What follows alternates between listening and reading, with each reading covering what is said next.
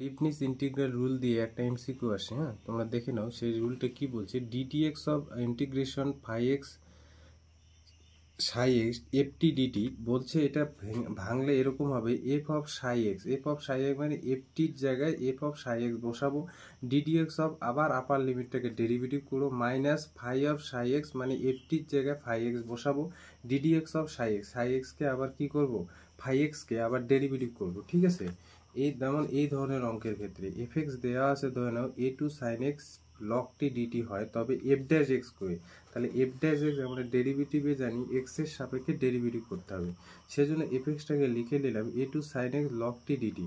এবারে দেখো আমি উভয় দিকে কি করছি, ডিডিএক্স দ্বারা ডেরিভেটিভ করছি, ডিডিএক্স এদিকেও নিলাম, তাহলে DDX of A to sine X log T DT আর ডিডিএক্স অফ এফ এক্স, তাহলে ডিডিএক্স অফ এফ এক্স কি দাঁড়ালো, এফ ড্যাশ এক্স। তাহলে এই জায়গাটায় আমরা কিন্তু লিবনিজ ইন্টিগ্রাল রুলটা ইউজ করব। তাহলে ডিডিএক্স দেখো, তাহলে ফাই এক্স আছে এ বলতে কনস্ট্যান্ট, সাই এক্স আছে সাইন এক্স, আর এফ টি বলতে এখানে লক টি, এই জন্য কিন্তু পাশে লিখে রাখছি। দেখো এফ টি মানে লক টি।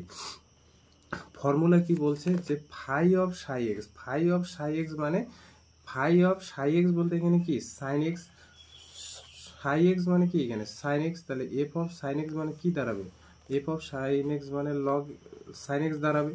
আবার ডিডিএক্স অফ সাই এক্স কে আবার ডেরিভেটিভ করতে হবে, ডিডিএক্স অফ সাই এক্স কে ডেরিভেটিভ, সাই এক্স কে ডেরিভেটিভ মানে সাইন এক্স কে ডেরিভেটিভ, মাইনাস এখানে দেখো বলছে কি F of phi X, F of phi X, F of phi X মানে কি এফ টি যদি লক টি হয়, F of Sai phi X মানে এইখানে এ, তাহলে সেটা কত হবে লগ এ, ডিডিএক্স অফ আবার ডেরিভেটিভ কাকে করতে হবে, ফাই এক্স কে।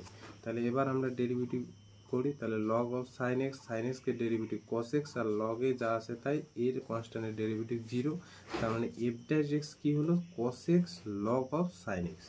দেখো এই রুলটা কিন্তু এই ধরনের অঙ্কে আমরা ইউজ করবো।